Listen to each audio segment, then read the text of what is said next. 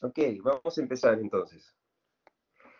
Nos ha tocado desarrollar el tema de patología quirúrgica del intestino delgado.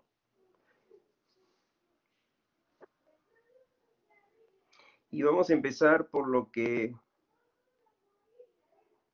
los tumores de intestino delgado. ¿Ok? Entonces, vamos a hacer una pequeña introducción. El intestino delgado abarca desde el píloro hasta la válvula ileocecal. En promedio de 6 a 8 metros. Todo un tubo digestivo, principalmente donde se van a producir diferentes trastornos. Y no debemos olvidar que el intestino delgado es autónomo. ¿Y por qué? Porque nosotros con nuestro cerebro no podemos movilizar al intestino delgado. Tiene su propio plexo, el plexo menteroico de Auerbach y el plexo de Meissner. Entonces, también, aparte de muchos de los beneficios que tenemos con el intestino delgado, que sirve para principalmente absorción de nutrientes, también es un mecanismo de defensa, ¿no? Al mismo tiempo que va a absorber los alimentos, también nos aíslan de bacterias y una serie de noxas que pueden afectarnos. Tiene dentro de las partes, la parte inicial que es el duodeno, el yeyuno y el hilo. Dentro de las enfermedades múltiples que pueden ser tanto médicas como quirúrgicas, las quirúrgicas las más importantes son las obstrucciones de intestino delgado. Y dentro de las obstrucciones de intestino delgado, las más frecuentes son las de bridas y adherencias. Teniendo en segundo lugar, al nivel de Perú, las hernias inguinales, pero a nivel de Estados Unidos, los tumores de intestino delgado.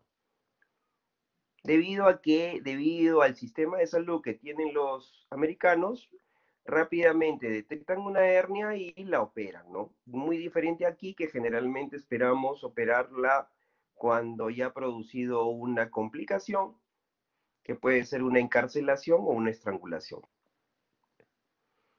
Entonces, aquí en Perú, la tercera causa de obstrucción es por tumores de intestino delgado. En Estados Unidos es la segunda. Y vamos a ingresar al tema de los tumores de intestino delgado. Entonces, hablar de tumores malignos de intestino delgado es hablar de una patología bastante rara. Y al ser bastante rara, para nosotros va a ser bastante difícil diagnosticarla. Y como es difícil de diagnosticarla, los médicos, los cirujanos tienen pocas guías de tratamiento para poder tratar los tumores de intestino delgado. ¿Y debido a qué? Principalmente a que estos tumores tienen una sintomatología bastante vaga y bastante frecuente, que se pueden confundir con múltiples enfermedades a nivel intestinal. Entonces, un cirujano experto con mucha experiencia tendría que diferenciar el dolor de un simple cólico intestinal del dolor abdominal de un tumor de intestino delgado. El tipo de obstrucción, el tipo de sangrado gastrointestinal que van a presentar este tipo de patologías. Al ser tan difícil y la sintomatología tan común, entonces la mayoría de los pacientes de este tipo van a ser referidos al cirujano. Y Al hablar de referencia, estamos hablando que en un examen, que puede ser una imagen, o quizás en un examen físico hayan detectado una masa, algún médico clínico, para referirnos al paciente.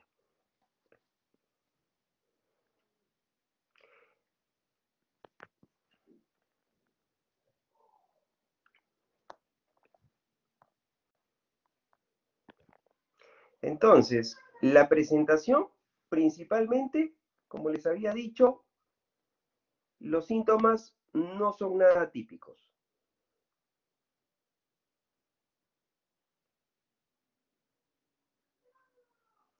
En algunos casos se puede encontrar un sangrado gastrointestinal. El paciente puede llegar a emergencia por un dolor hipocólico que puede haber desencadenado una obstrucción intestinal, la cual puede ser total o parcial. Y generalmente este paciente fue sometido a una cirugía de obstrucción y encontramos que la causa de la obstrucción fue una tumoración en el intestino delgado. Generalmente los tumores que afectan al intestino son intraluminales o pueden afectar toda la pared. Tenemos que entender que si cuando los tumores son pediculados intraluminales, generalmente el tipo de obstrucción va a ser por invaginación o intussusección, ¿no? ¿Qué significa eso? Que el intestino trata, digámoslo así, ingerir esta tumoración, por lo cual se va a invaginar y va a producir una obstrucción intestinal. O también puede ser este tumor ha afectado parte del mesenterio y puede producir adherencias y fibrosis, con lo cual esto puede producir una retracción y una angulación de esa sección del intestino, produciendo una obstrucción intestinal. O inclusive estos tumores pueden ser asintomáticos o pueden presentar simplemente un sangrado. ¿Qué otra sintomatología podría presentar una tumoración de intestino delgado? No olvidar que muchos de estos pueden presentar síntomas paraneoplásicos. Pérdida de peso, dolor abdominal vago, que son muy frecuentes generalmente en los tumores, en los adenocarcinomas y en los linfomas.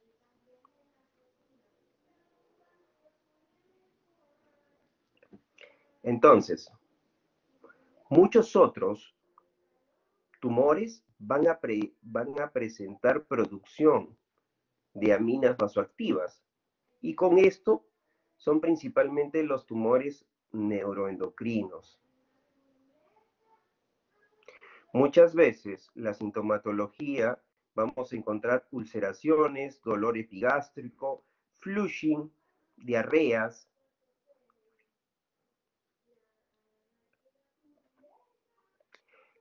¿Algunas condiciones predisponentes?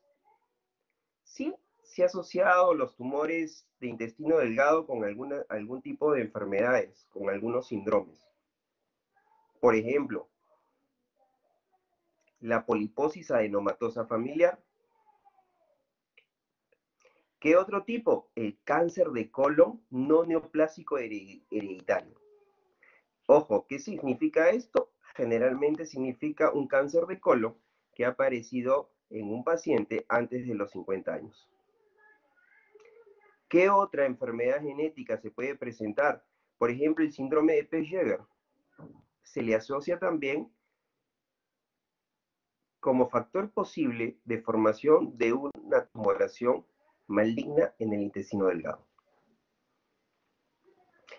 Algunas enfermedades infecciosas que podrían afectar al intestino delgado, sí. Una de ellas, la enfermedad de Crohn, el sprue celíaco,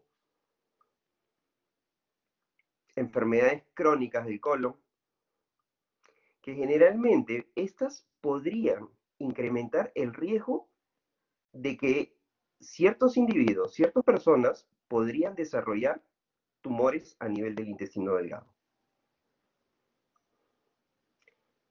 Enfermedades, por ejemplo, la fibrosis quística,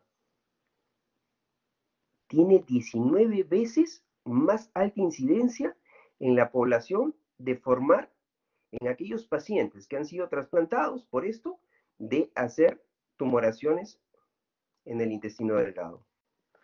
Algunos factores muy generales, la obesidad, el tabaco, una dieta rica en carne, alimentos ahumados, el alcohol, inclusive el azúcar refinada, ha sido asociado a los tumores de intestino delgado. Pero decir cómo es y cuál es la explicación de la tumorogénesis, eso todavía no está claro.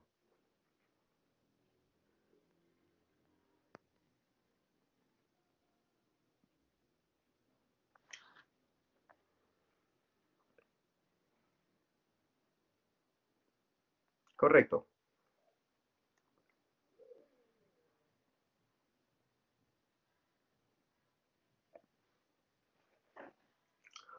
Para hacer el examen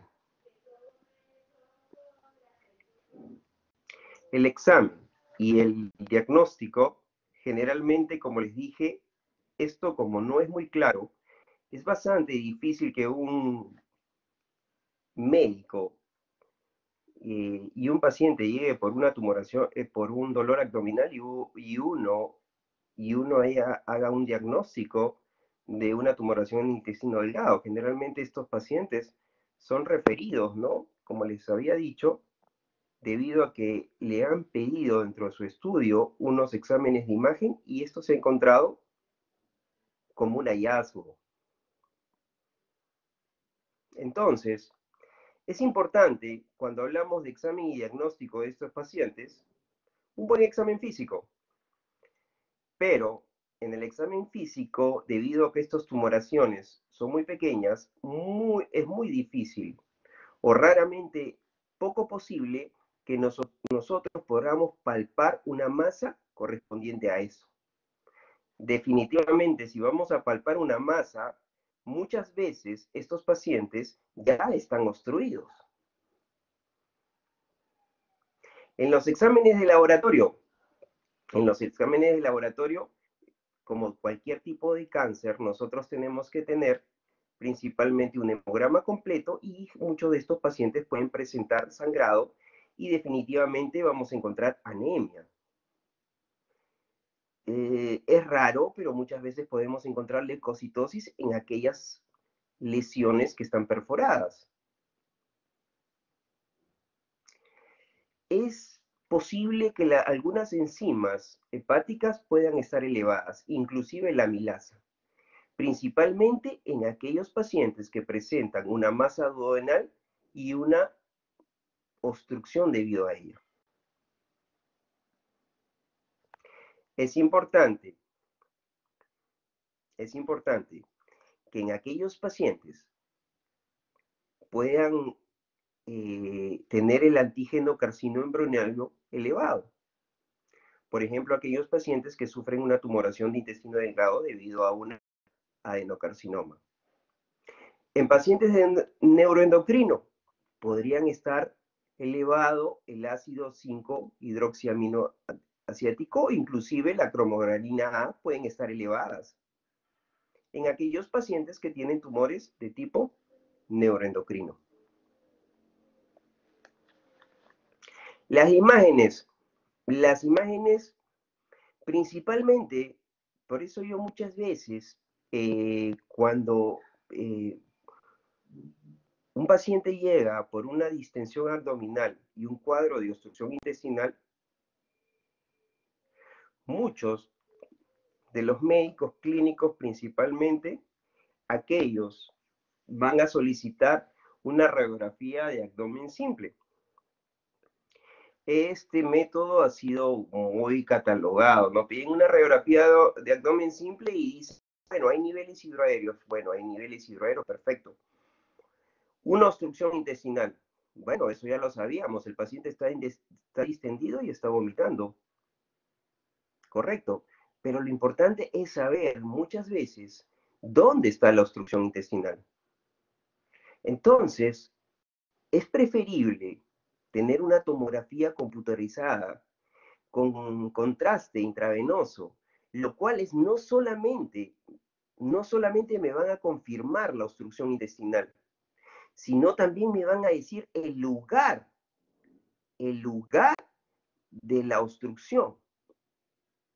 Y no solamente eso, sino también puedo ver la masa que está produciendo la obstrucción. Inclusive muchas veces se ven como la mordida de manzana, ¿no?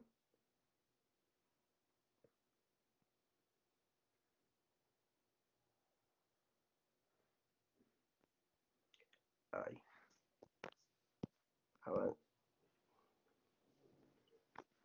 muchas veces. Otras veces también podemos encontrar masas de tipo polipoide que se van a proyectar dentro de la luz del intestino delgado y se van a ver mejor con contraste bioral.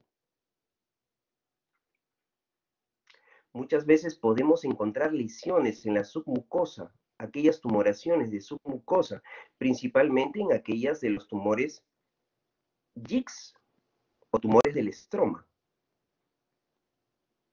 Ahora son considerados un tipo de sarcoma. Muchas veces también podemos encontrar ganglios a nivel del mesenterio, grandes masas que invaden el mesenterio, que producen constricción y angulación del intestino delgado.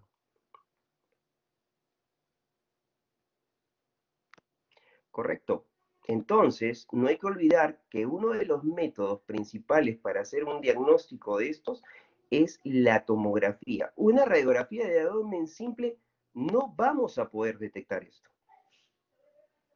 Sí, nos va a ayudar a ver niveles hidroaéreos. Quizás nos va a ayudar a ver si no hay gas en el colon, donde nos va a confirmar una obstrucción de intestino delgado, mas no nos va a decir mayor detalle. Correcto. Algunos otros exámenes, como la tomografía, principalmente esta tomografía con emisión de positrones marcados con octreótido, también son muy importantes principalmente para aquellos tumores neuroendocrinos.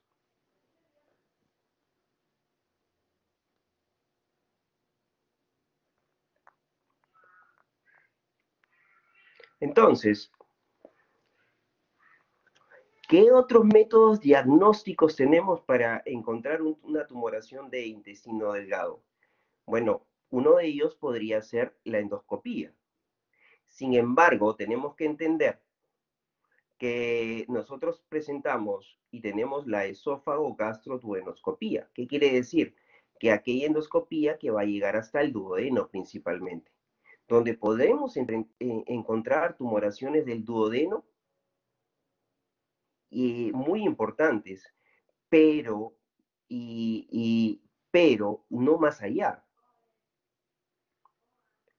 Entonces,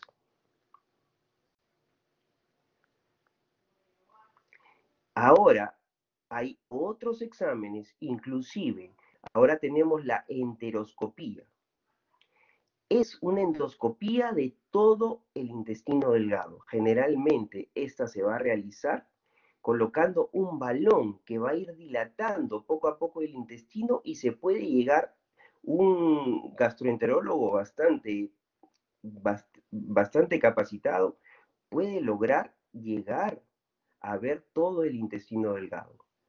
Otra manera de poder ver el intestino delgado es mediante la cápsula endoscópica. Esta nos puede dar 30.000 imágenes de todo el intestino. Son como pequeñas fotografías de todo el intestino delgado. Correcto. ¿Cuál es el manejo?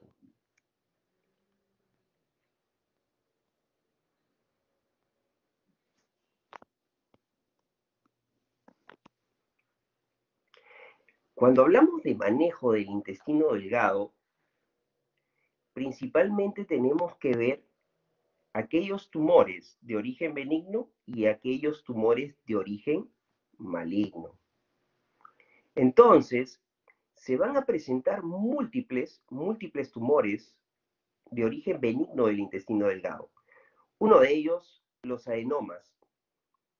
Los adenomas en el intestino delgado son clasificados muy parecidos a los adenomas que se presentan en el colon. Entonces vamos a tener tres tipos principalmente. Aquellos vellosos, los tubulares y aquellos adenomas que están asociados a las glándulas de Brunner. Entonces, repito, los adenomas del intestino delgado pueden ser categorizados como vellosos, tubulares y aquellos asociados a las glándulas de Brunner. Muy parecido al cáncer de colon rectal. Muchos de estos adenomas van a tener potencial de tipo maligno. ¿Correcto? Entonces, aquellos adenomas, principalmente los vellosos, actualmente son considerados como tumores premalignos. Estos adenomas generalmente van a incrementar su potencial maligno cuando están asociados a poliposis adenomatosa familiar, principalmente. Hay que entender que hay que tener presente que es muy importante saber el número, el tamaño, la histología y las características principalmente de displasia que tienen estos pólipos para ser manejados correctamente. Aquellos adenomas que son muy grandes y que van a tener un potencial obstructivo o un potencial maligno, deben ser extirpados quirúrgicamente. No olvidar que estos adenomas, igual que las lesiones a nivel colorectales, se pueden presentar de manera sincrónica.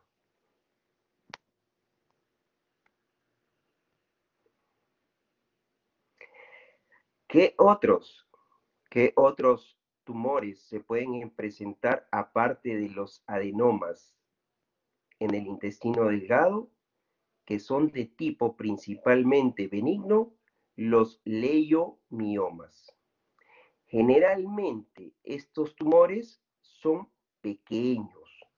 ¿Dónde se van a presentar? Se van a presentar principalmente en la submucosa del intestino delgado. Al ser pequeños, generalmente son firmes y están bien circunscritos. ¿Podrían producir obstrucción? Sí. Aquellos que tienen o que pueden producir obstrucción, entonces van a requerir resección. La diferenciación entre un tumor benigno, un leiomioma, diferenciarlo de un leiomiosarcoma es bastante difícil.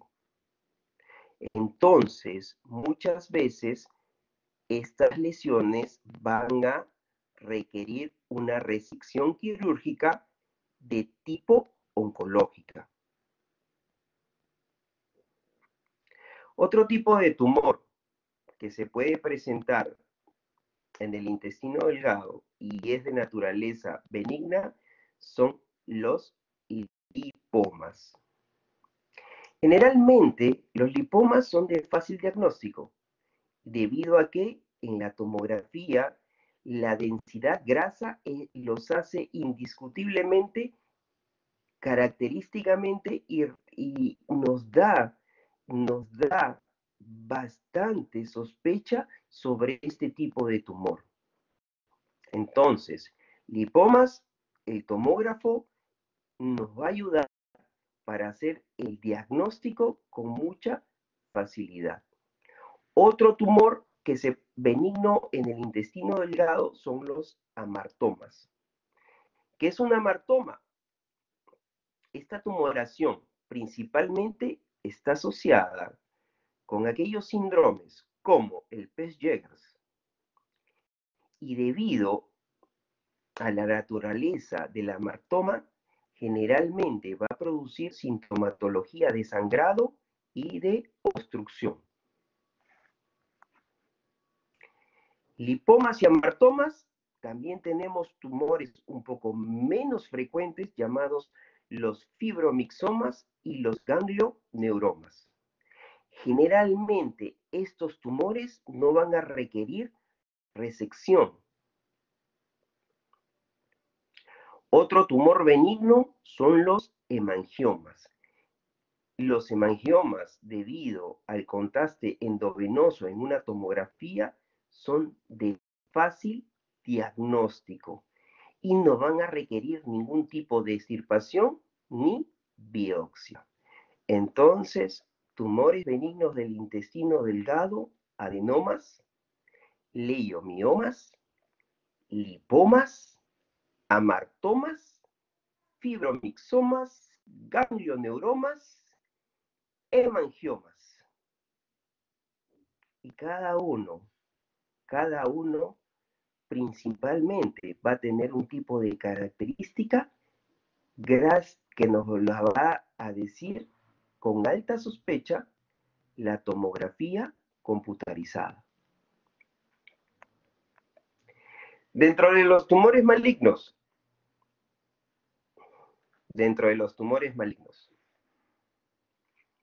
cuando hablamos de tumores malignos del intestino delgado, estamos hablando de todos los tumores malignos que se van a presentar en el intestino delgado, de todos, a nivel del tracto gastrointestinal.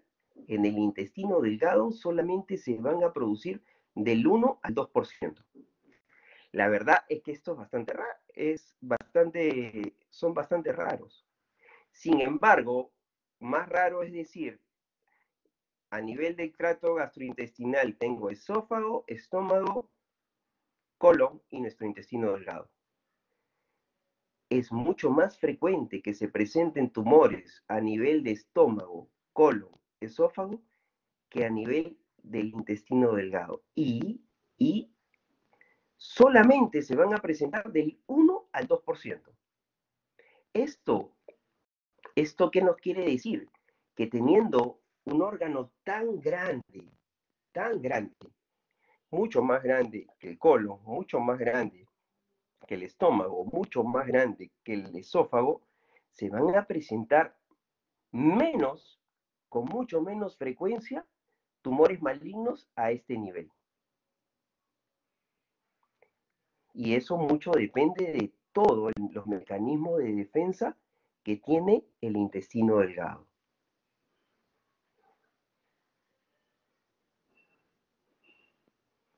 Para tratar un tumor de intestino delgado necesitamos todo un equipo oncológico multidisciplinario guiado por un cirujano oncólogo experto en intestino delgado. Y ahí vamos a hablar sobre varios tipos de tumores. Tenemos los tumores neuroendocrinos, los adenocarcinomas, aquellos tumores que se van a encontrar principalmente en el estroma, que son los tumores GIS. Tenemos algunos sarcomas, tenemos los linfomas y aquellos tumores que van a venir de otros órganos, o sea, aquellas enfermedades metastásicas que afectan al intestino delgado.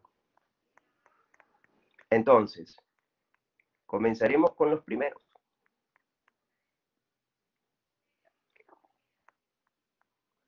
Los tumores neuroendocrinos.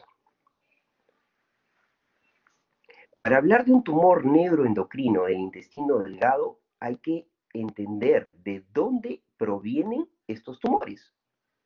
Y estos tumores van a provenir derivados de aquellas células enterocromafines. ¿Cómo se llaman? ¿Cómo les dicen a estas células? También les llaman las células de Kulczycki. Entonces, estos tumores, ¿dónde van a ser encontrados? Van a ser encontrados a nivel de las criptas de Lieberkühn. Principalmente son tumores que afectan al intestino delgado. ¿Son tumores secretores? Todo tumor neuroendocrino es un tumor secretor, principalmente. Entonces, son tumores que van a producir hormonas o aminas. Estas aminas o hormonas pueden producir el llamado síndrome carcinoide. Es frecuente encontrar síndrome carcinoide en aquellos tumores neuroendocrinos que afectan al intestino delgado. No.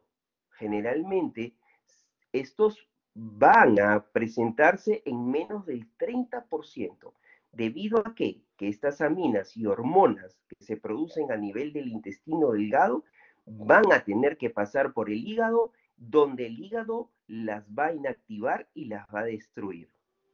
Entonces, no es frecuente que se produzcan síndrome carcinoide en pacientes que tengan tumores de intestino delgado de tipo neuroendocrino. Solo en aquellos pacientes donde las tumoraciones no solamente afectan al intestino delgado, sino van a infectar al retroperitoneo o órganos pélvicos, donde por la circulación venosa ya no van a pasar al hígado, sino van a pasar directamente al corazón, donde sí podrían producir un síndrome de tipo carcinoide. Entonces, neuroendocrino, no olvidar, derivado de las células enterocromafines, llamadas también células de Kulczycki, tumores que presentan principalmente a nivel de las criptas de Lieberkühn, y que estos tumores son principalmente secretores, pero ya les dije que por el retorno venoso, estas aminas, principalmente la serotonina, va a ser inactivada o destruida a nivel del hígado.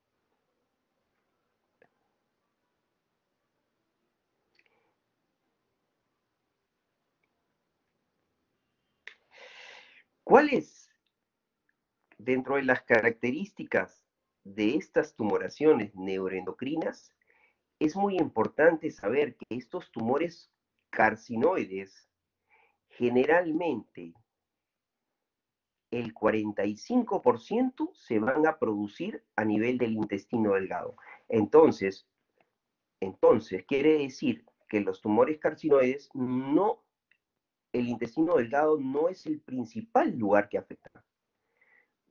Generalmente es el apéndice el principal lugar donde se van a formar estos tumores neuroendocrinos.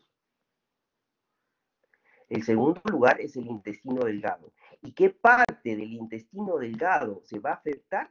Generalmente el ilion. Estos tumores, cuando afectan al intestino delgado, generalmente se encuentran a un promedio de 60 centímetros de la válvula iliocecal. ¿Qué otra característica tienen estos tumores neuroendocrinos? Que dentro del 40 al 80% de estos tumores carcinoides van a haber invasión hacia ganglios y hacia el mesenterio de esa parte del intestino delgado. Entonces, ¿qué otra característica? Durante el examen de la tomografía, estos tumores van a presentar una hipercaptación del contraste. El tumor que más capta contraste del intestino delgado es el tumor neuroendocrino, inclusive mucho más que el adenocarcinoma de intestino delgado. Entonces, estos tumores se van a extender debido localmente y principalmente hacia el mesenterio de la región que está afectando. Y al afectar al mesenterio van a crear una reacción dermoplástica que va a producir rápidamente la retracción del mesenterio, produciendo una obstrucción intestinal mucho más severa. Muchas veces es es más grande la adenopatía afectada a nivel del mesenterio que el mismo tumor.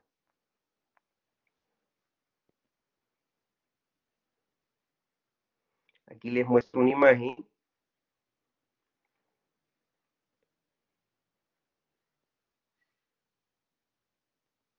¿Cuál sería el tratamiento de estos tumores?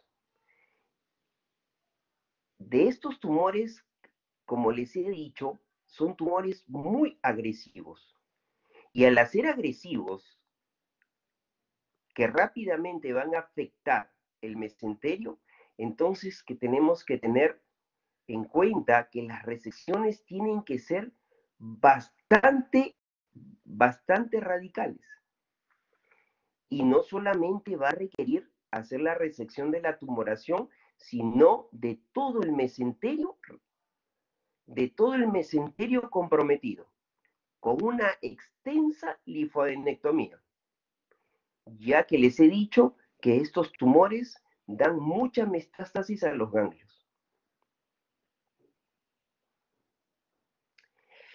Una vez que estos tumores dan metástasis a los ganglios, rápidamente se vuelve una enfermedad multicéntrica y rápidamente vamos a encontrar metástasis hepáticas. Entonces, la lesión debe ser tratada con una extirpación radical de la tumoración, con linfadenectomía bastante extensa y una resección de todo el mesenterio de la zona. Cuando tenemos enfermedades bastante avanzadas, vale la pena intentar una citorreducción en este tipo de pacientes. Esto va a alargar la vida del paciente y la calidad de vida del paciente.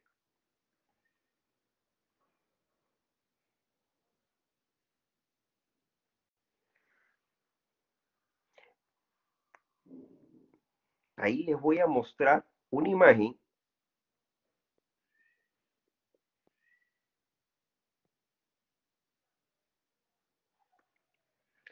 Esta es una imagen de una tumoración neuroendocrina de un paciente operado por una obstrucción intestinal, donde vamos a ver que rápidamente se ha extendido el tumor al mesenterio. Otra cosa que vamos a valorar aquí en este tipo de tumor, la retracción del mesenterio, angulando el intestino delgado.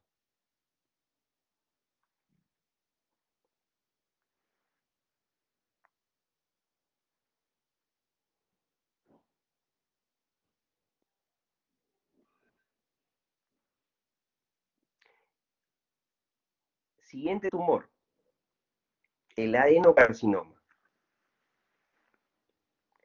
Es el segundo tumor maligno más frecuente. Antiguamente se le consideraba el primer tumor maligno, el neuroendocrino lo ha desplazado. Entonces, la localización del adenocarcinoma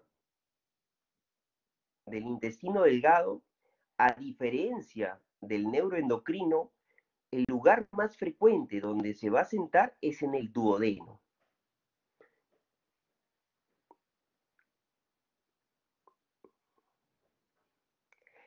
Este tipo de tumor, al igual que todos los tumores, la sintomatología es bastante vaga y generalmente cuando son diagnosticados ya tenemos encima un paciente con un cuadro de tipo obstructivo o muchas veces sangrado gastrointestinal. ¿Qué quiere decir? Que estos pacientes que presentan el adenocarcinoma del intestino delgado son generalmente pacientes que los encontramos en estadios bastante avanzados, donde ya hay diseminación hacia los ganglios linfáticos y a otros órganos. Entonces, cuando hablamos de sobrevivencia de un paciente que presenta un adenocarcinoma, hablamos que solamente el 40% de los pacientes que son diagnosticados con adenocarcinoma van a sobrevivir los próximos 5 años.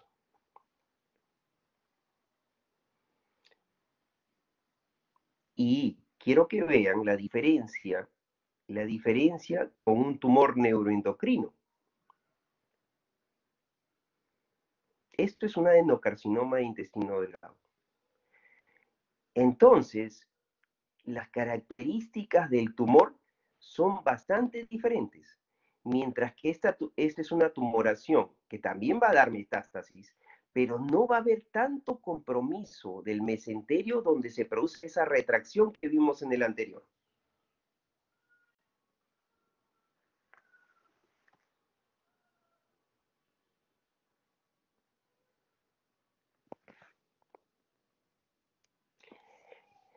Cuando presentan y encontramos un tumor, una obstrucción por un adenocarcinoma, también tenemos que hacer una resección radical de la tumoración con una resección de todo el mesenterio con linfoadenectomía bastante extensa.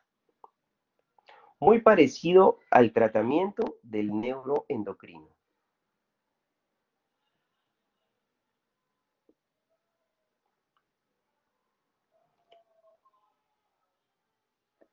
Muchas veces, muchos pacientes que son afectados por esta patología, que son mal llamados inoperables, muchas veces tenemos que hacer bypass quirúrgicos para que estos pacientes puedan ser nutridos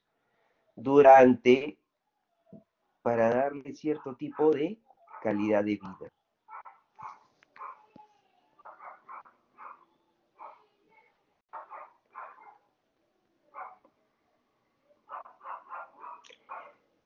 Tanto el paciente con tumor neuroendocrino como el adenocarcinoma, la quimioterapia todavía no responden estos tumores muy bien a este tipo de tratamiento. Pasemos a otro tumor maligno, al GIS, un tumor mesenquimatoso. Este tumor de GIS, que también se presenta en el intestino delgado, aunque no es el lugar del tracto intestinal más frecuente, porque los GICs se presentan con mucho más frecuencia en el estómago que en el intestino delgado. Más del 50% de los tumores GICs se van a presentar a nivel del estómago. Y un 25% se van a presentar en el intestino delgado, principalmente a nivel del yeyuno. Estos tumores GICs son derivados de aquellas células intersticiales llamadas células de Cajal. Ahora, estos tumores son considerados de presentación maligna. A diferencia de un adenocarcinoma y un tumor neuroendocrino, el tumor de GICs generalmente es un tumor bastante bien definido. Entonces vamos a encontrar una pared bastante bien definida alrededor de la pared del intestino delgado. Generalmente es de crecimiento exofítico. exofítico. Y como es de crecimiento exofítico, muchos de estos tumores van a producir necrosis central y van a tener sangrado. Otra característica principal de este tipo de tumores de Jiggs, que generalmente no dan metástasis a ganglios linfáticos. Es muy raro que una tumoración de esta dé metástasis a ganglios linfáticos. Lo frecuente es que estas lesiones primarias se ulceren y produzcan sangrado. Hay que tener en cuenta cómo diferenciar un tumor mesenquimatoso de Jiggs, también considerado un sarcoma, de los otros, debido a generalmente, cuando estamos hablando de estudios inmunohistoquímicos, y aquí estamos hablando de aquellos pacientes que van a activar debido a mutaciones el oncogen KIT. ¿Qué es ese oncogen KIT? Es aquel oncogen que una vez que se activa va a producir un crecimiento exagerado de las células.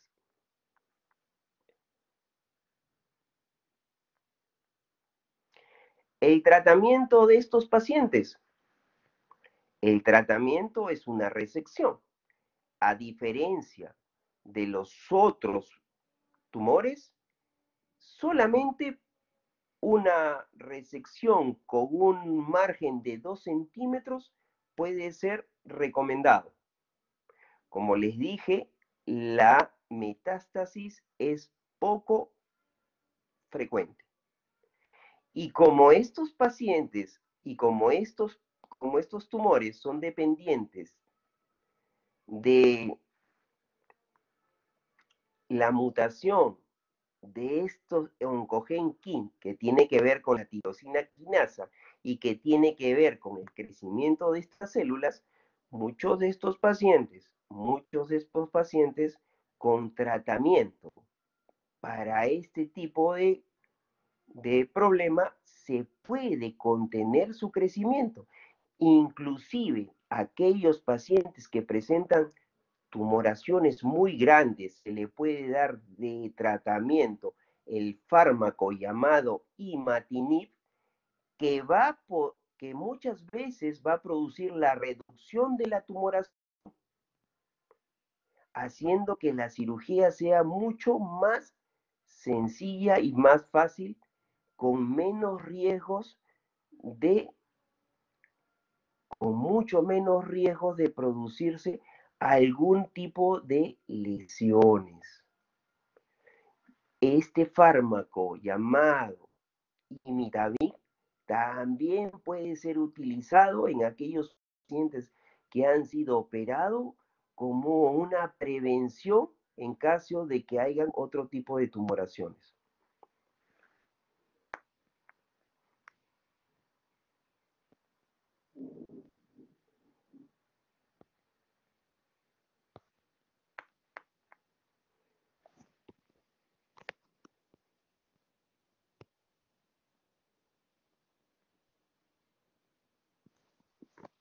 Entonces, ¿cómo clasificamos estos tumores?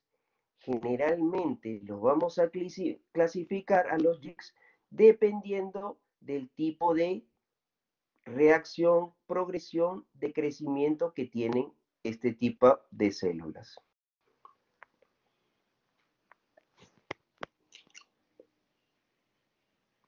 Y ahí está. Miren la diferencia de una tumoración de Jiggs. Un crecimiento exofítico y generalmente es un tumor totalmente diferente a los dos anteriores que hemos visto y metástasis casi inexistente.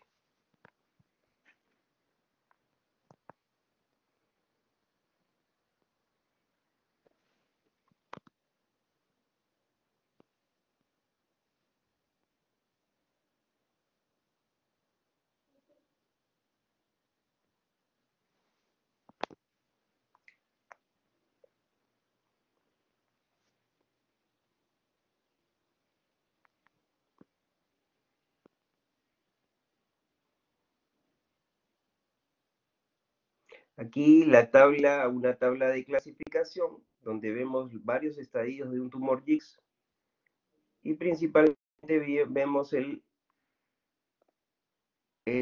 la tasa mitótica que tienen las células estas, desde un estadio 1 donde es baja hasta un estadio 4 donde es bastante alta, ¿no?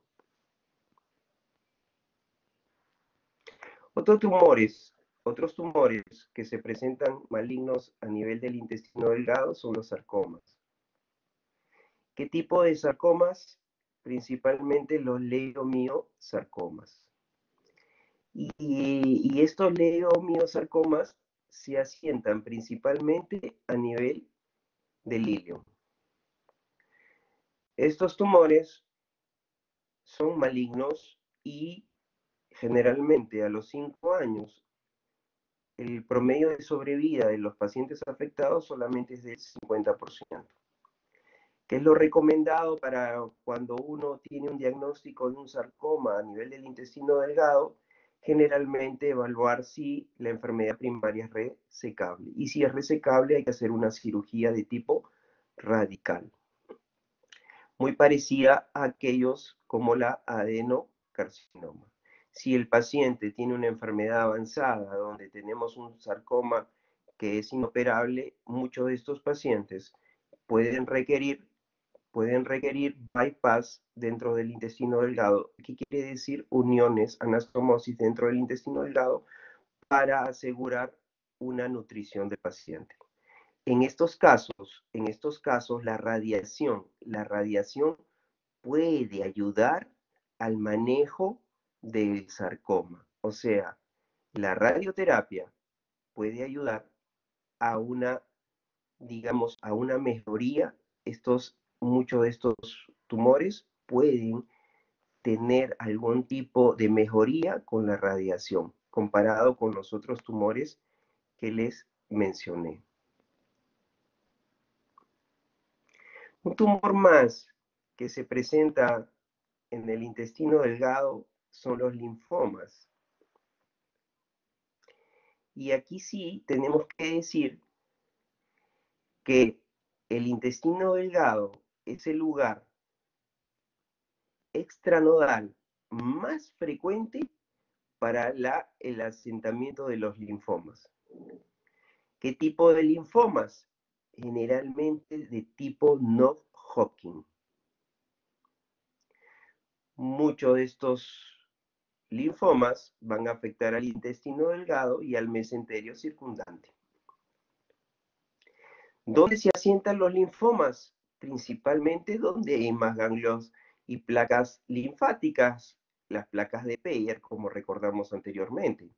Entonces, en qué parte del intestino delgado se encuentran estos? ¿Dónde? En el ilio. ¿Dónde es la región más rica de tejido linfoide del intestino delgado?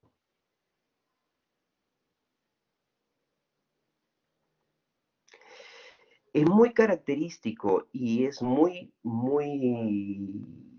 muchas veces se asocia a las enfermedades celíacas, donde estas enfermedades podrían tener un alto riesgo de formación de linfomas gastrointestinales. También se le asocia a aquellos pacientes que han recibido trasplantes y que están sometidos a inmunosupresión crónica. Aquellos pacientes que presentan también aquellos pacientes presentan riesgo, aquellos que presentan el virus de inmunodeficiencia humana. Generalmente la característica de ver un linfoma en la tomografía generalmente son masas que aparecen bien circunscritas y de contenido homogéneo.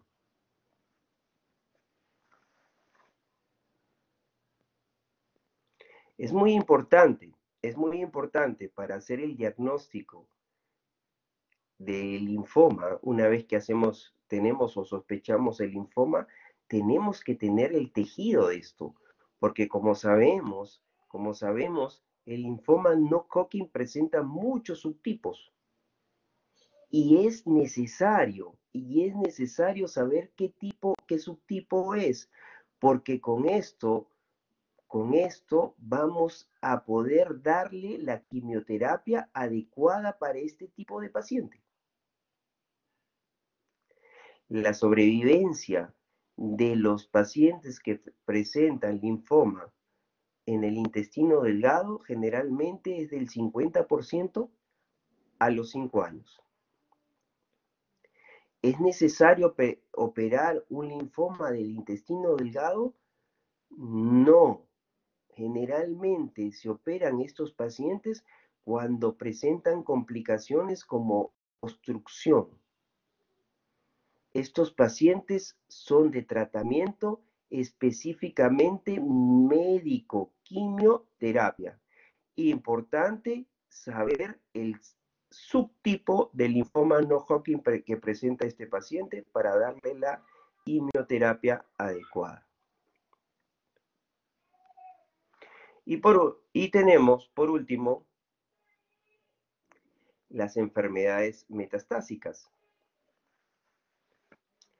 Dentro de las enfermedades metastásicas, tenemos que muchos de los órganos, muchos que no se encuentran a nivel del abdomen o se recuerdan en otras áreas del cuerpo, van a dar metástasis al intestino delgado. ¿Cuáles son?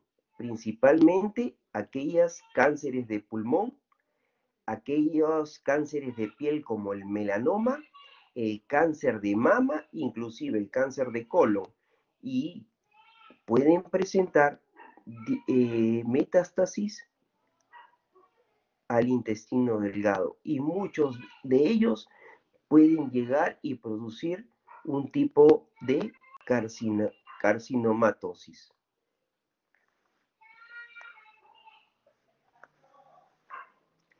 Entender que los tumores del intestino delgado, por último, son una condición y una patología bastante rara y que nos va a traer sintomatología muy común con otras enfermedades.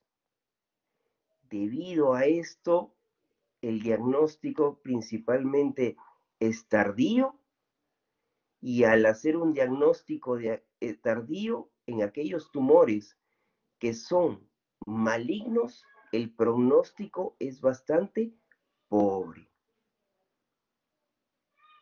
Entonces, a tener una enfermedad con síntomas tan vagos, no presentamos muchas guías de tratamiento para este tipo de patología. Tener en cuenta los sintomatología paraneoplásica para tener sospechoso a un paciente que pueda presentar un tumor de intestino delgado. Bueno, te lo voy a resumir. Tú no eres cirujano, tú eres un médico general que has comenzado a trabajar en el Policlínico Hipólito Unanue. En aquel policlínico te llegó una paciente de 50 y tantos años por dolor abdominal vago y tú agarraste y le dijiste, bueno, esto es una gastritis y le mandaste un tratamiento para la gastritis.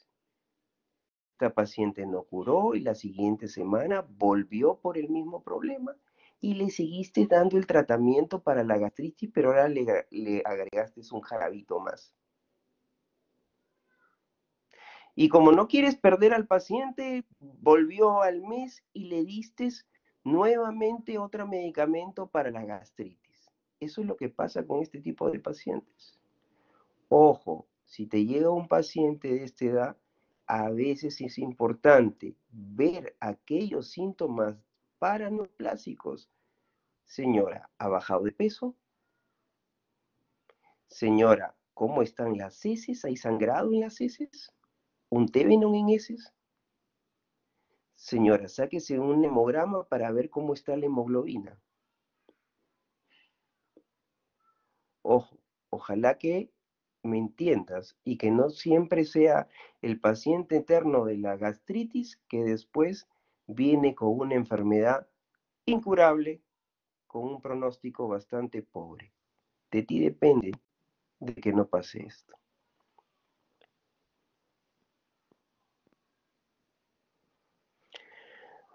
Pasamos a otro tópico, la isquemia mesentérica aguda. Bueno, este es un tópico principalmente no de los cirujanos generales, sino para mí es un tópico que debería ser manejado por el cirujano vascular. Sin embargo, está en nuestros sílabos y lo vamos a desarrollar.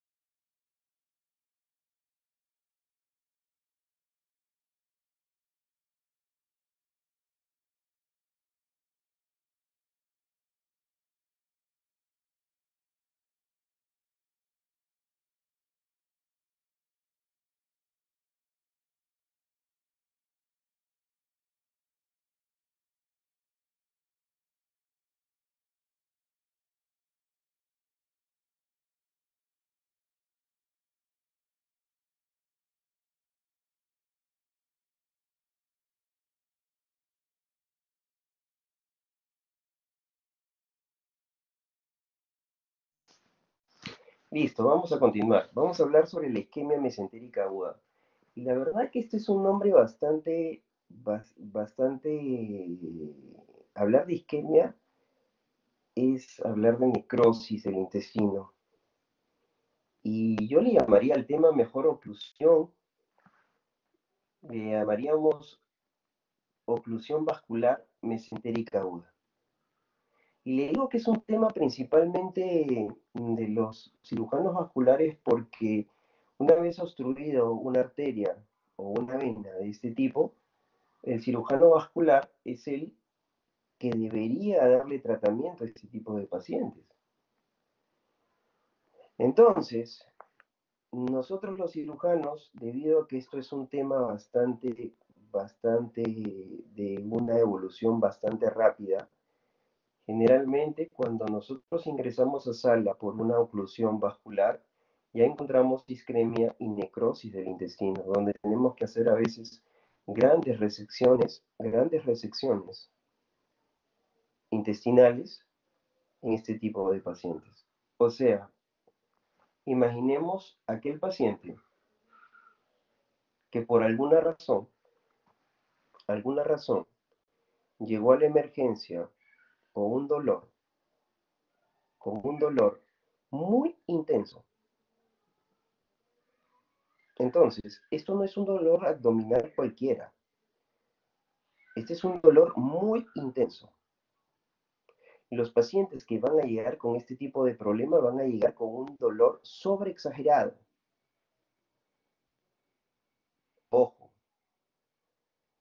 uno cree muchas veces que estos pacientes están teniendo algún tipo de problema psicológico o están exagerando el tema.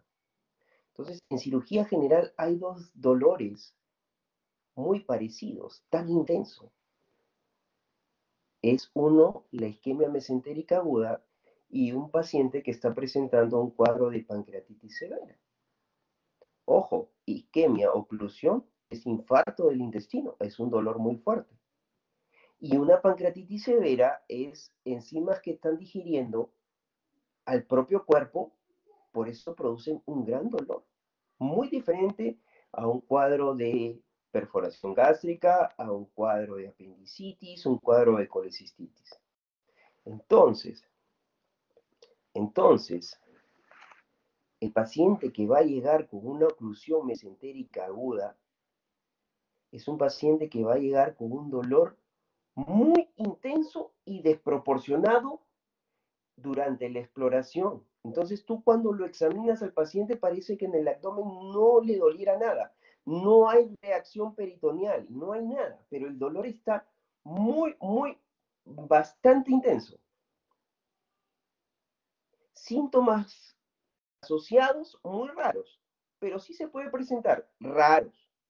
Dolor muy intenso que venga de instalación brusca, que llegue a tu emergencia, tú debes sospechar de una oclusión mesentérica aguda.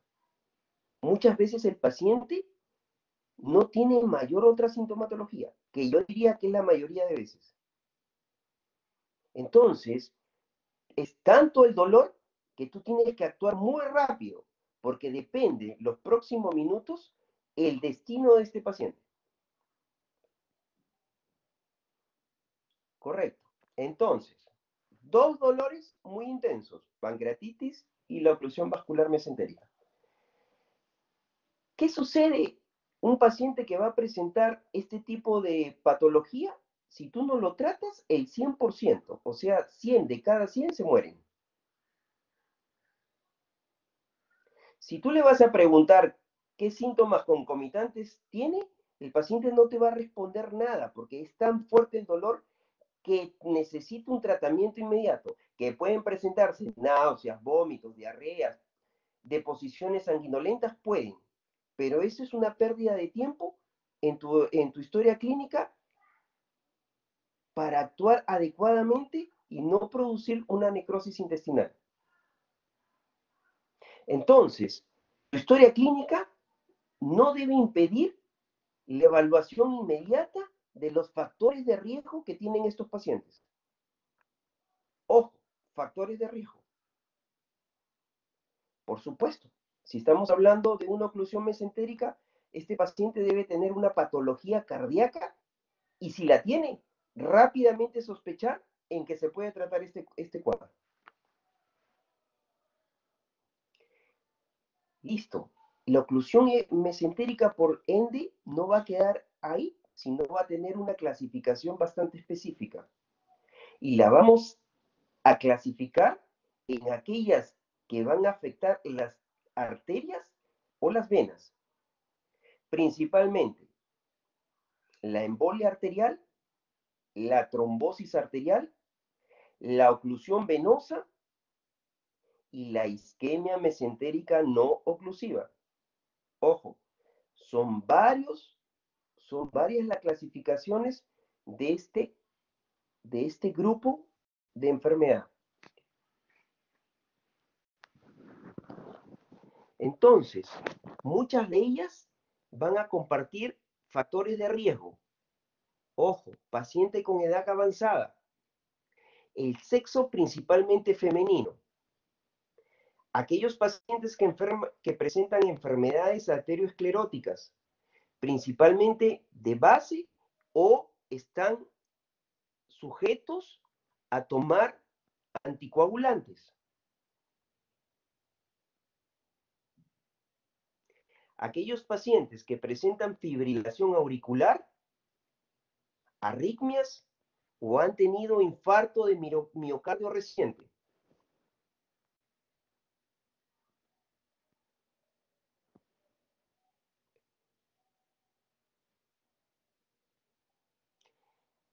Entonces, es importante entender que un paciente que viene con dolor abdominal muy intenso, entonces los factores de riesgo deben ser tomados en cuenta para que tu primera sospecha es una oclusión vascular mesentérica.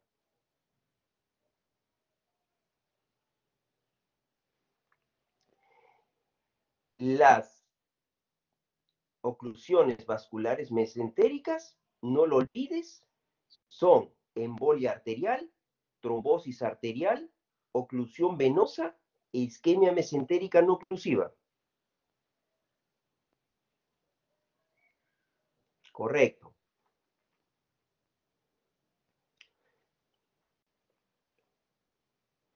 Entonces, una vez que tú has hecho una buena, has hecho una buena asociación del dolor y enfermedad cardíaca, tú sospechas de una oclusión vascular mesentérica.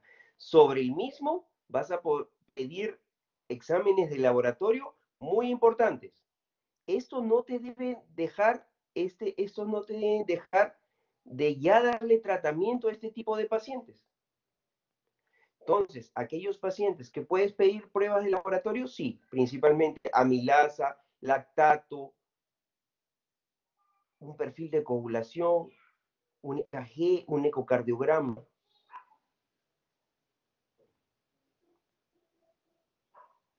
Ya cuando nosotros tenemos una oclusión vascular mesentérica, entonces tenemos que medir aquellos pacientes que tienen riesgo bajo de infarto intestinal y aquellos que no lo tienen, y aquellos que ya presentan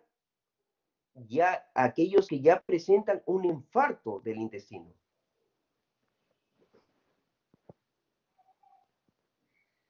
¿Qué sería lo ideal?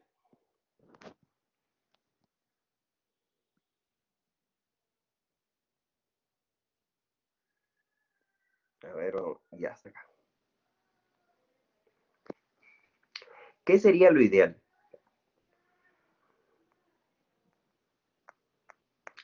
Lo ideal es que tú en la urgencia hagas la sospecha y llames al cirujano vascular. Y el cirujano vascular, ¿qué va a hacer?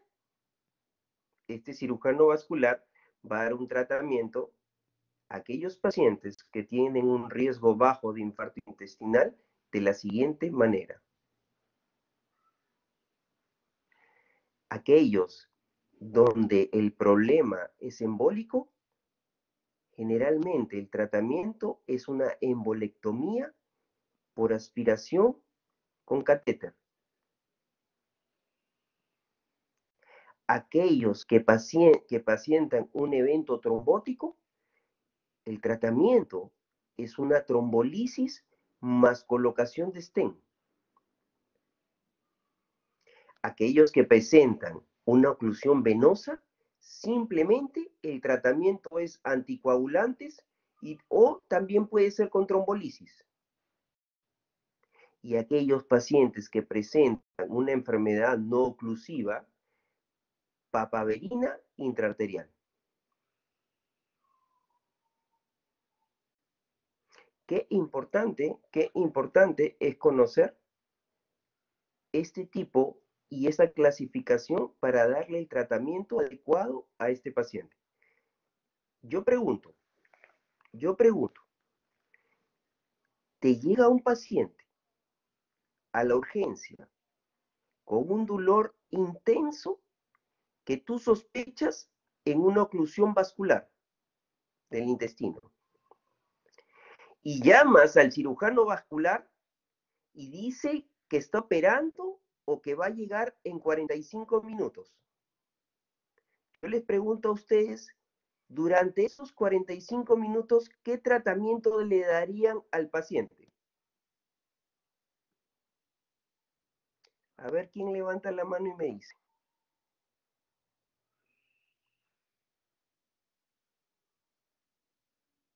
¿Nadie?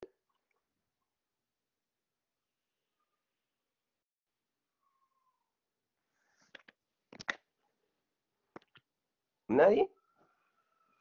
Paciente que llega altamente sospechoso de una oclusión vascular mesentérica aguda, llamas al cirujano vascular y dice que va a llegar en 45 minutos. ¿Qué tratamiento le darías al paciente? Nadie responde.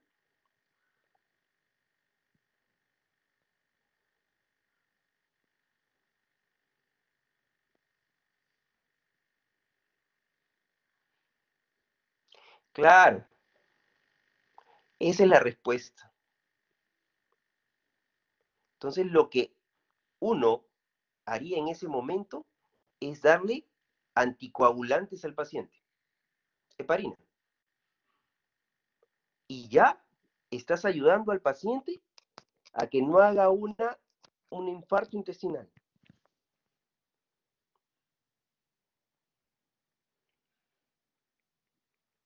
Entonces, en aquellos pacientes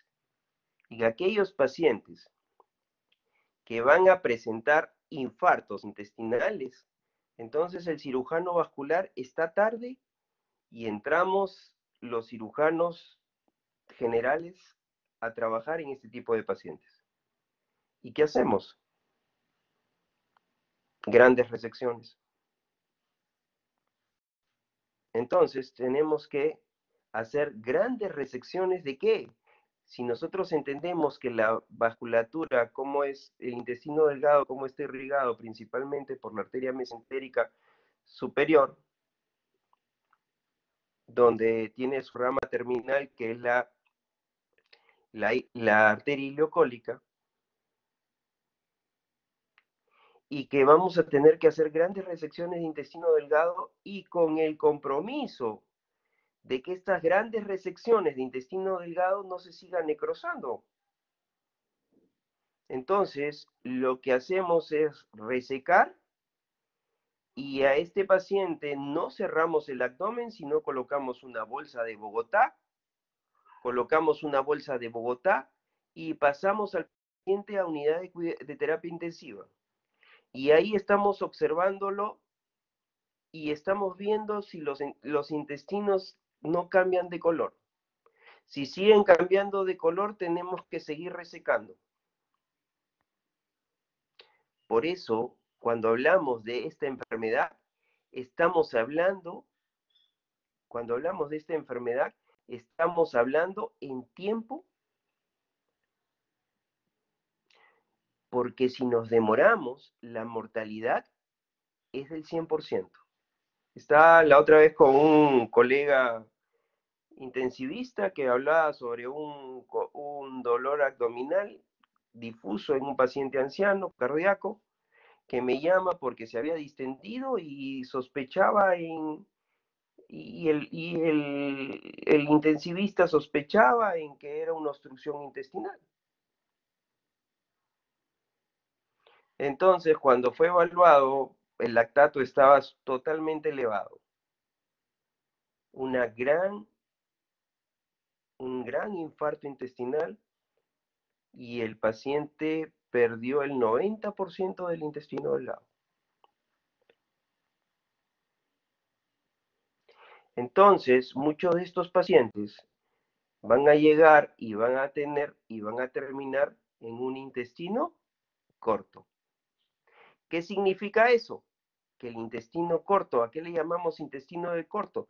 Cuando solamente nos queda menos de 1 metro de intestino delgado. Y esto realmente es algo bastante triste porque muchos de los pacientes que van a terminar con menos de 1 metro de intestino delgado van a requerir de nutrición parenteral total, que a la larga esta nutrición va a producir muchas complicaciones y vamos a tener un paciente que lo vamos a perder en los próximos 6 meses a 1 año. ¿Hay trasplantes de intestino delgado? Sí lo hay, pero realmente, como les expliqué al inicio, debido a la naturaleza tan compleja del intestino delgado, ya que todo es un sistema defensivo y de absorción, que los rechazos son múltiples.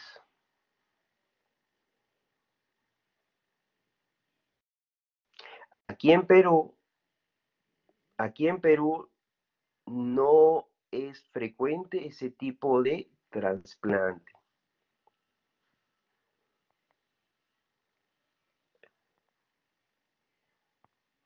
Entonces, vamos a ver acá múltiples. Entonces, este tipo, yo quiero que entiendan que este tipo de patología principalmente debe ser evaluado por un cirujano vascular. Pero, ¿cuál es el punto que yo quiero que se lleven de este tema? Que es un dolor desproporcionado, es un dolor desproporcionado a los hallazgos clínicos que tú vas a encontrar. Dos dolores tremendos que se presentan en cirugía general. Este por infarto y la pancreatitis aguda severa. Acá les muestro muchos de los tratamientos que hacen los cirujanos vasculares para revascularizaciones de estas zonas.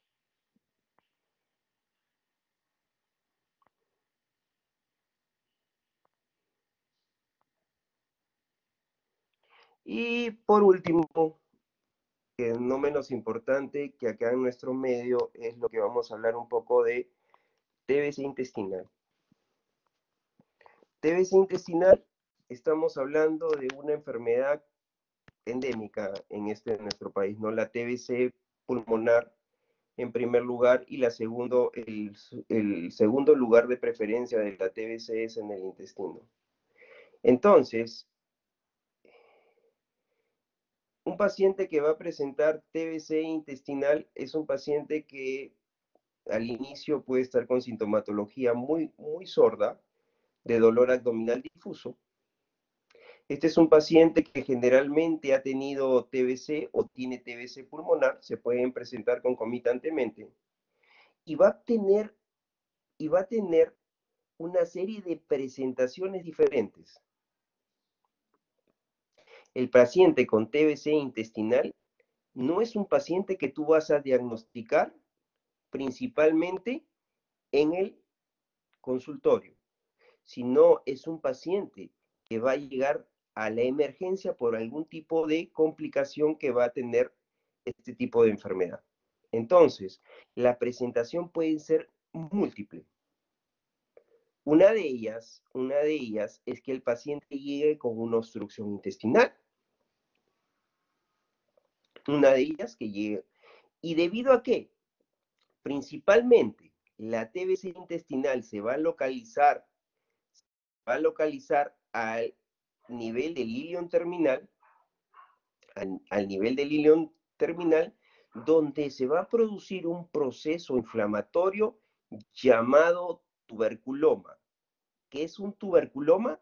Consiste en lo siguiente, en un proceso inflamatorio del ilion terminal y del mesenterio, que se va a producir una gran masa, que se va a producir obstrucción del intestino delgado. Entonces, cuadros de obstrucción intestinal. En referencia aquí, vamos a ver un caso clínico respecto a esto, que yo creo que es mucho más importante. Mujer de 19 años o de 19, 20 años, estudiante de medicina, acostumbrada a estudiar bastante, muy dedicada a sus estudios, pero durante su alimentación solamente consume, debido dentro de su dieta adecuada, full, ¿cómo se llaman estas sopas? Sopas ramen, y lleva una alimentación no muy, no muy adecuada, no muy variada. Mujer de 21 años que comienza a bajar de peso y comienza a vomitar. Los padres preocupados piensan de que está estudiando mucho y le dice, y en la preocupación tratan de llevarla a un médico y realmente el médico no encuentra mayor problema. Sigue bajando de peso los próximos meses y los padres están preocupados, inclusive piensan que es algún tipo de trastorno psicológico, alguna enfermedad como la bulimia, como la anorexia, y la llevan al psiquiatra a tratar de tratarla. Sigue bajando de peso y ahora se asocia un dolor en fosa ilíaca derecha y piensan que es apendicitis aguda. Al final, nos encontramos durante la cirugía con un tuberculoma a nivel del hilio.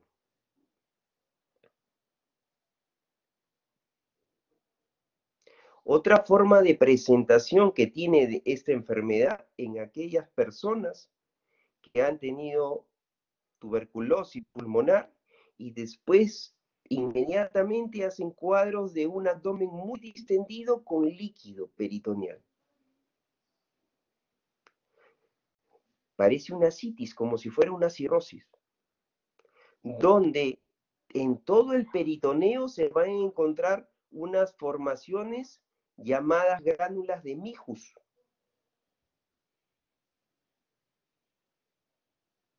que nos pueden traer cuadros también de obstrucción intestinal.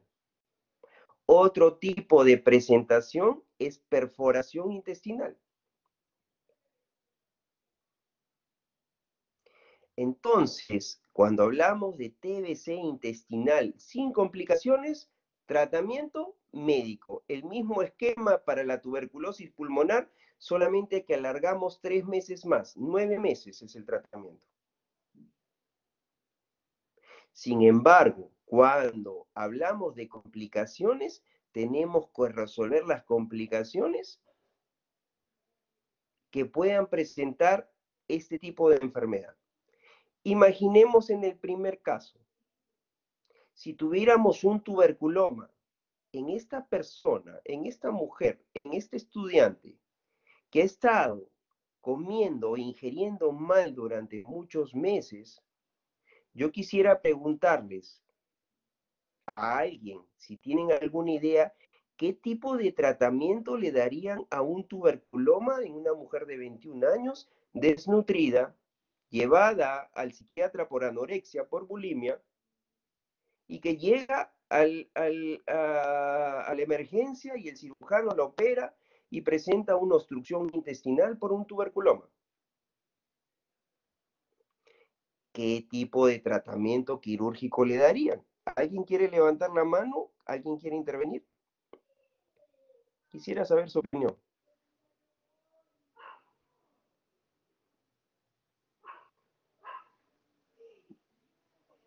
¿Nadie? Bueno, en estos casos, el mejor tratamiento es hacer una resección de esa zona del ilio. Claro, una resección de la zona del ilio. ¿Y qué más le harías, Claudia?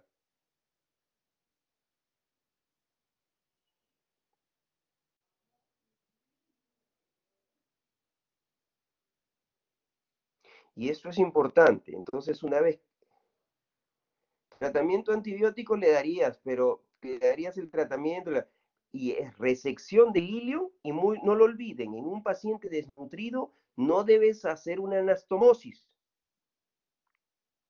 Aquí tienes que hacer una ileostomía terminal para darle tratamiento, no solamente tratamiento de TBC, sino para mejorar el estado nutricional del paciente durante 2 o 3 meses para recién hacer la restitución del tránsito intestinal.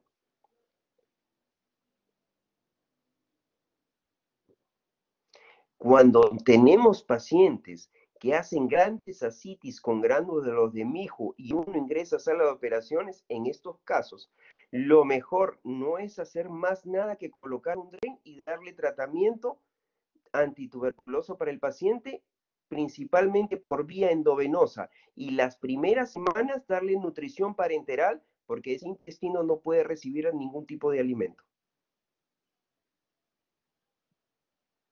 Entonces, muy importante aquí en nuestro país, no olvidar la tuberculosis intestinal, que es muy frecuente, es bastante frecuente. Y por último, tenemos otro cuadro, que este es un cuadro que ya no se ve mucho, aunque me han dicho que lo mencione, que es la enteritis tifoidea. La fiebre tifoidea, todos la hemos estudiado, sabemos que viene la Salmonella tifi,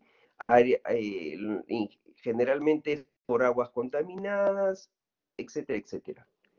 Pero a mí lo que me importa desde el punto de vista quirúrgico. Entonces, así como la tuberculosis le gustan las placas de Peyer, el tejido linfoide y todo eso, y la fiebre tifoidea también se va a alojar en esa zona y va a producir hiperplasia de esa zona. Y esa hiperplasia muchas veces va a producir ulceraciones. Y esas ulceraciones pueden terminar en perforaciones. En el ilion, muchas veces vamos a encontrar perforaciones. ¿Es bastante raro tener una fiebre tifoidea complicada? Sí. Sí. ¿Y por qué les digo que sí? Porque generalmente cualquier paciente que tiene fiebre va a la farmacia y el farmacéutico le da ciprofloxacina. Y sabemos que uno de los tratamientos. Ahora, empíricamente, uno va, tiene fiebre, ciprofloxacina para todo. Ah, no, es infección urinaria, ciprofloxacina. Entonces, debido a este fármaco, es muy raro encontrar complicaciones de fiebre tifoidea. He visto, pero muy pocos. Entonces, son generalmente ulceraciones que sangran y producen perforación a nivel del ilion. Una perforación que va a traer principalmente que si yo le tomo una placa de abdomen simple, voy a encontrar neumoperitoneo a nivel voy a encontrar a un paciente que lo siento, voy a encontrar debajo del diafragma, voy a encontrar neumoperitoneo. Definitivamente no va a ser mi primera opción pensar que se ha perforado el ilio. Voy a pensar que se ha perforado el estómago o se ha perforado el duodeno. ¿Cuál es el tratamiento principal cuando yo tengo perforaciones? Si es una, la voy a rafiar y le voy a dar quinolonas. Si son múltiples, puedo hacer una resección y una anastomosis intestinal. Aquí es diferente, muy diferente a una tuberculosis intestinal.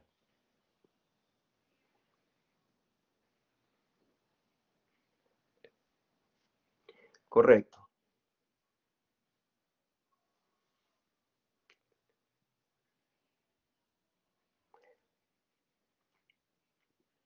Listo.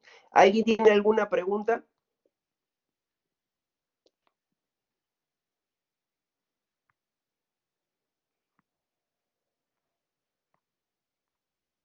¿Preguntas?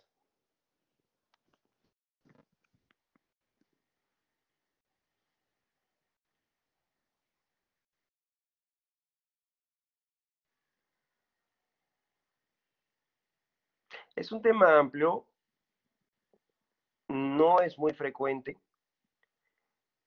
pero hay que tenerlo presente.